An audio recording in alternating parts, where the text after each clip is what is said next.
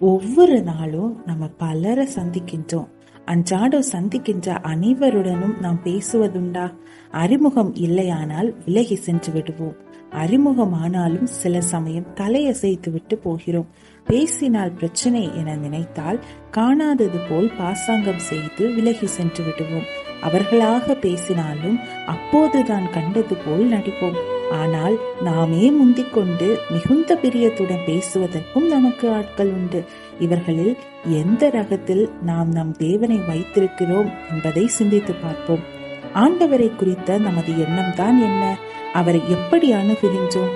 ஜெபிக்க வேண்டுமே என்பதற்காக ஜெபிக்கிறோமா, அல்லது ஜெபிக்காவிட்டால் நமக்கு தீமை நிகழுமோ என்ற பயத்தினால் ஜெபிக்கிறோமா, அல்லது நாமே ஓடி சென்று மிகுந்த பிரியத்துடன் அவர் சன்னிதானம் சேர்ந்து மகிழ்கின்றோமா?